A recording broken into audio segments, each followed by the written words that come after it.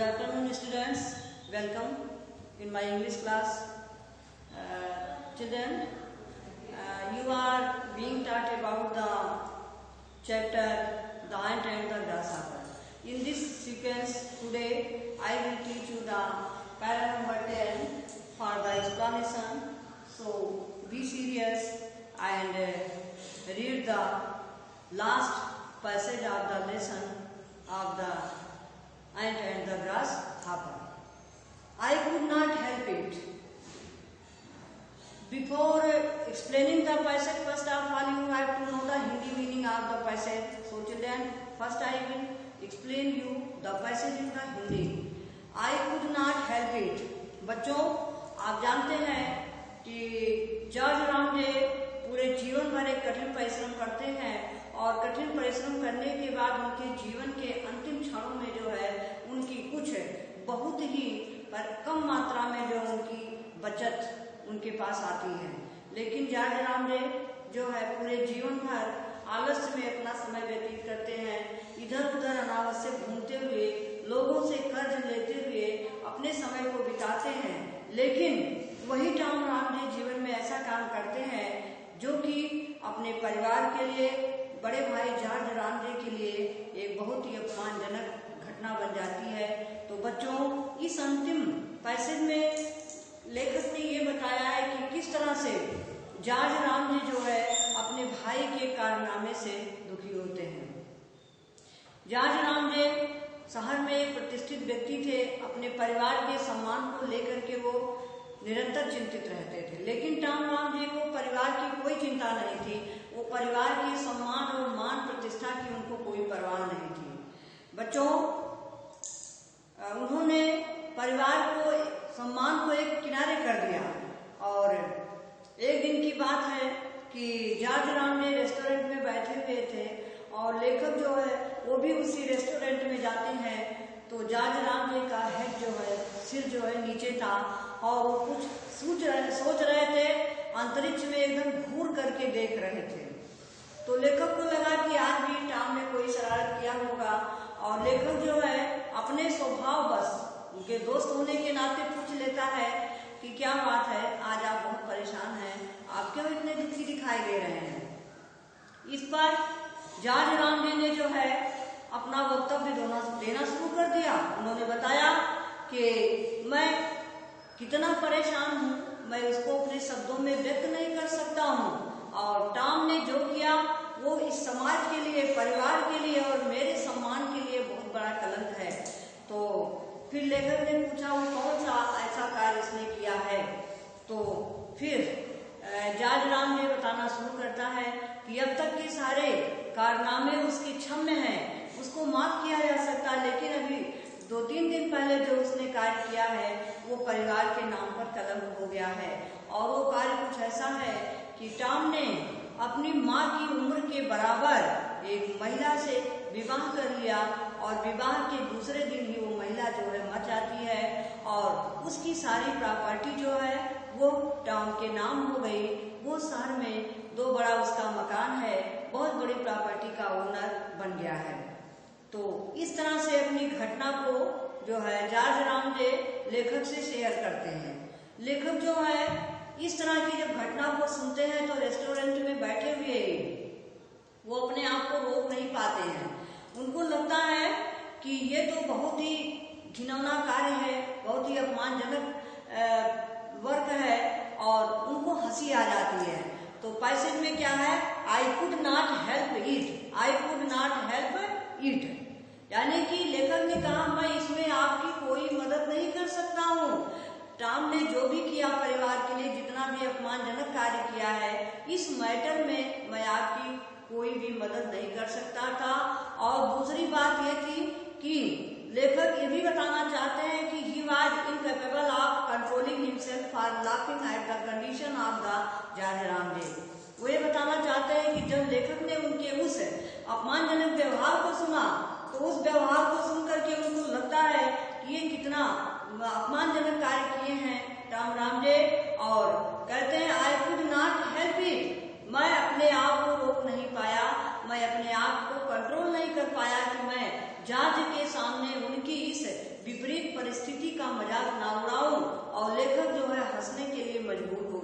कहते हैं I burst into a shout of laughter. In a shout of laughter माने very loud laughing, बहुत तेज हंसी।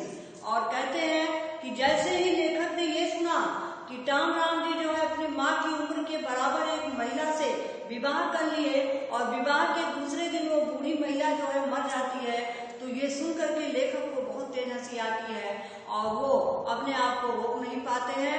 तो कहते हैं कि I burst into a shout of laughter as I looked at George wrathful face.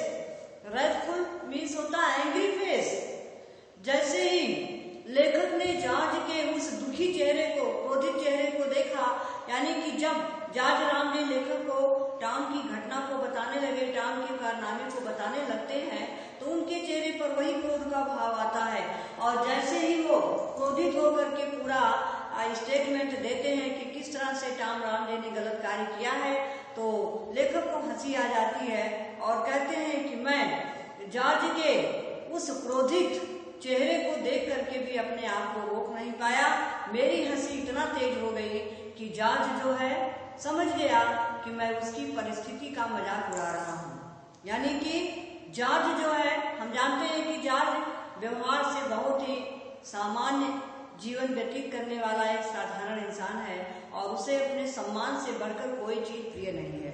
उन्हें लेखक से उम्मीद नहीं थी कि लेखक भी उनकी हंसी का, उनकी परिस्थिति का मजाक उड़ाएंगे। और जब लेखक उनकी इस टॉम के इस कारनामे को सुनते हैं तो अपने आप को रोक नहीं पाते और कहते हैं आई कुड नॉट हेल्प इट, मैं इसमें अपने आप को रोक नहीं सका, मेरी हंसी नहीं रुकी। और कहते हैं I burst out into a laughter, मैं इतना तेज हंसने लगा कि वो तेज तेज हंसी जो है जॉर्ज के कानों तक पहुंच गई और जॉर्ज का चेहरा जो है एकदम क्रोध से लाल हो गया था। जब वो बता रहे थे टॉम की घटना को तब भी वो बहुत ही नाराज थे। आई रोल इनटू माय चेयर। अब लेखक को लगा कि जॉर्ज जो है बहुत ही प्रैक्टिकल मैन है, बहुत ही सैद्धांतिक विचारों वाला व्यक्ति है। अगर उसको ये पता चल जाएगा कि मैं उसकी परिस्थिति पर हंस रहा हूं तो मुझसे नाराज हो जाएगा। इसलिए लेखक ने अपनी हंसी को छिपाने के लिए एक बहाना ढूंढा और क्या कहते हैं आई रोल इनटू माय चेयर। कहते हैं कि मैं जिस कुर्सी पर बैठा था उसी कुर्सी पर धीरे से लुढ़क गए, हंसते हंसते लुढ़क गए और लुढ़क करके वो नीचे गिर जाते हैं। अर्थात अपनी हंसी को छिपाने के लिए लेखक ने क्या किया, उसी कुर्सी पर लुढ़क गए और धीरे से लुढ़क करके जमीन पर नीचे गिर जाते हैं। और I very nearly fell on the floor. और कहते हैं वेरी नियरली यानी बहुत ही बारीकी से। पहले लेखक जो हंस करके कुर्सी में लेट जाते हैं और लेटने के बाद धीरे से कुर्सी लेकर के जमीन पर, फर्श पर गिर पड़ते हैं। और नियरली माने बहुत ही बारीकी से गिर पड़ते हैं ताकि जॉर्ज को ये ना लगे कि ये जानबूझ करके किया जा रहा, बल्कि ये लगे कि ओकेशनली है, ये बाई चांस हो गया है ऐसी घटना कि टॉम जो जॉर्ज ये लेखक जो है अपनी कुर्सी से बैठे बैठे गिर गए हैं। ये घटना कोई जानबूझ कर नहीं बल्कि ये इविडेंटली हो गई है, ये बाई चांस हो गई है। ऐसा दिखाने के लिए जो है लेखक बड़ी बारीकी से पहले कुर्सी में लुढ़कते हैं फिर जमीन पर गिर जाते हैं। जॉर्ज नेवर फॉरगेव मी। लेकिन बच्चों आप जानते हैं कि जॉर्ज जो है बहुत ही ऑनेस्ट, बहुत ही ट्रूथफुल, बहुत ही ड्यूटीफुल और बहुत ही रेस्पेक्टेबल पर्सन है, बहुत ही सम्मानित व्यक्ति हैं। उनको तुरंत आभास हो गया कि जॉर्ज ये लेखक जो है मेरी परिस्थिति का मजाक उड़ा रहे हैं, मेरे भाई का मजाक उड़ा रहे हैं। और उन्होंने जीवन में फिर कभी भी लेखक से बात नहीं किया। नेवर फॉरगिव मी, उनको पता चल गया और उन्होंने जीवन में कभी लेखक को माफ नहीं किया। उसके बाद से उन्होंने लेखक से बात नहीं किया।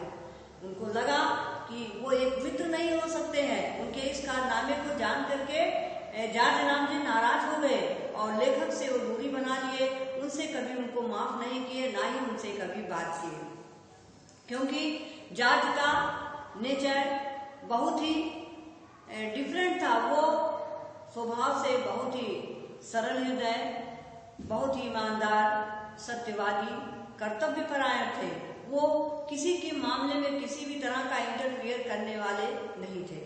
लेकिन जब उन्होंने देखा कि लेखक उनकी परिस्थिति का मजाक उड़ा रहे हैं तो उनकी निगाह से लेखक भी गिर जाते हैं और उन्होंने सोच लिया कि आज के बाद से जीवन में मैं कभी लेखक से बात नहीं करूंगा और नहीं बात किया उन्होंने। But Tom often asked me to excellent dinners. लेकिन उनके भाई टॉम रामजे जो है वो लेखक से, वो जॉर्ज से बिल्कुल डिफरेंट है, बिल्कुल भिन्न है। वो जो है Tom often asked me to excellent dinners. Excellent means होता है बेस्ट डिनर्स। यानी कि इस घटना के बाद भी जॉर्ज के भाई जो टॉम हैं उनको सामाजिक मान मर्यादा और प्रतिष्ठा की कोई चिंता नहीं है। उनको लगता है कि अब तो वो बड़े आदमी बन गए, उनके पास दो दो बड़े बड़े बंगले हो गए, मोटर गाड़ी हो गई, बहुत सारी प्रॉपर्टी हो गई है, तो उनकी गणना जो है शहर के सर्वमान्य गणमान्य लोगों में होने लगी और वो अपने आप को प्रतिष्ठित व्यक्ति मानने लगे। तो उनको लगता है कि ये तो काम कोई बहुत गलत नहीं है, अपने आप को एक सामान्य स्थिति में ही वो समझते हैं। और वो क्या करते हैं, Tom often asked me to excellent dinners. जब कभी कभी ऑफन माने अधिकांश रूप से, मोस्टली वो अधिकांशता लेखक को बुलाया, टॉम को बुलाया। टॉम जो है वो लेखक को अधिकांशता इनवाइट करता था किस पर, एक्सीलेंट डिनर्स, अच्छे अच्छे दावत देता था और जब भी बुलाता था तो बढ़िया भोजन कराता था। और in the charming house in Mayfair, charming house in Mayfair, London में जो मेफेयर है वो एक बहुत ही प्रसिद्ध स्थान है जहाँ पर शहर के बड़े बड़े लोग जाते हैं डिनर करने के लिए, लंच करने के लिए। और टॉम जो है लेखक को मेफेयर में इनवाइट करता है, वहाँ उनको डिनर और लंच कराता है, क्योंकि ये उसका स्वभाव है लोगों को इनवाइट करना, लोगों के साथ चैट करना, लोगों को एंटरटेन करना। ये जो है टॉम का नेचर था, जैसा कि उसकी अर्ली लाइफ से ही ये स्टार्ट हो गया था। और फिर इसके बाद and if you occasionally borrows a trifle from me, और समय समय पर, ओकेजनली माने टाइम टू टाइम, और ये जो समय समय पर borrows a trifle from me, trifle माने स्मॉल अमाउंट, थोड़ा मोड़ा अमाउंट या छोटा अमाउंट अगर लेखक से उधार भी मांगता था तो that is mainly force of habit. तो लेखक कहते हैं वो केवल उनकी आदत के कारण है, फोर्स ऑफ हैबिट, यानी उनकी आदत में था कि थोड़ी बहुत रकम अगर किसी से उधार ले लेते हैं तो ये दोस्ती में चलता है, ऐसा वो मानते हैं। और यही मान करके आज जब वो बड़े व्यक्ति बन गए हैं तब भी लेखक के साथ रहने पर भी वो छोटी अमाउंट को मान लेते हैं और उसको माइंड नहीं करते हैं। It is never more than A sovereign. Sovereign means होता है ये coin in the Britain, British का एक सिक्का होता है जो अब प्रचलन में नहीं है, पहले प्रचलित था। अर्थात यहाँ पर सॉवरेन से मतलब हो जाएगा इन द हैबिट। यहाँ पर सॉवरेन का मतलब हैबिट में, अधिकार में रखना। अर्थात लेखक जो टॉम है वो उनकी केवल हैबिट बन गई है कि दूसरों से छोटी मोटी रकम को ले लेना कोई बहुत बड़ी बात नहीं है, बल्कि ये तो आपस में इतना चलता है, ये मान करके वो लोगों से इस इतने बड़े होने पर भी, इतनी प्रॉपर्टी होने पर भी थोड़ा बहुत पैसा उधार ले लेते हैं। तो बच्चों ये है आपके इस अंतिम पैसेज की हिंदी। अब हम सभी लोग जो है इसका एक्सप्लेनेशन देखेंगे। बच्चों ध्यान से इसको देखिएगा और सुनने के बाद इस पैसेज को आप अपनी नोटबुक में एक्सप्लेन कर लेंगे। ये इंपॉर्टेंट पैसेज है। Well children, first of all you have to listen to me very carefully. After that you have to explain the passage in your notebook, and it is my instruction for you that all the chapters which I am teaching in my online class, please you have to note all the explanation in your notebook, and the question answers and the other important things I will give you in my PDF. So children, be serious and listen to my video very carefully for your progress in the new class. तो बच्चों सबसे पहले हम लोग देखेंगे इसका reference में आप लिखिएगा this passage has been taken from the lesson the ant and the grasshopper written by W.S. Morgan. अब इसके बाद इसका कॉन्टेक्स्ट देखेंगे।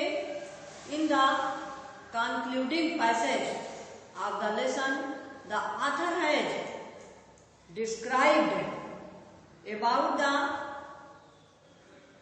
miserable and pitiable condition of George Ramsay, who worked hard throughout the life, and in the last stage of his life he was also leading a very miserable life. But the author has given the message that Tom Ramje, who was living a happy life from the very beginning of his days, even in the last days, he became a rich person and he was leading a comfortable and luxurious life. So, the context of this passage is that in this passage, the author has described that according to his own teachings, the hard labor is punished throughout the life and the giddiness is rewarded in the every step of the life. By the story, the author has tried to prove this. अब बच्चों इसके बाद हम लोग explanation देखेंगे. Explanation में पहले आप लिखिएगा I could not help it. तो बच्चों be serious and listen to me. I could not help it. The writer says that when he heard the bad activities of Tom Ramje, which was very bad at the name of the family respect, author could not control himself from laughing. The work was so much insulting that when the author heard about the work of Tom Ramje, he became very serious and he became very serious but could not control himself from laughing. I could not help him. It means he could not control his ideas. He could not control his passions and feelings from laughing. I burst into a shout of laughter. Although he saw that the George Ramje was very sorry and very angry at that time, he was very much sad by thinking about the bad work of Tom Ramje. But the work was so much insulting that author could not control himself without laughing. I burst into a shout of laughter. The author started laughing very loudly. As I looked at George's wrathful face, although the author watched that the face of the George Ramje was very angry, he was in angry mood, but he could not control himself. He started laughing very loudly. I rolled in my chair. Children, because he did not want to hurt to the George Ramje's broken heart. So he decided to conceal his laughing. For this, he rolled into the chair and after that, very clearly, he fell down on the floor so that the George Ramje could not understand the matter of his laughing. But George Ramje was very expert and very cunning fellow. He suddenly understood what the author was doing. He understood the matter that he was laughing at the miserable condition of George Ramje. The author was laughing at the bad work of Tom Ramje, who had done the insult of his whole family. So, from that time, George Ramje became angry and he never talked to the author in the whole life. It means from that time, the George Ramje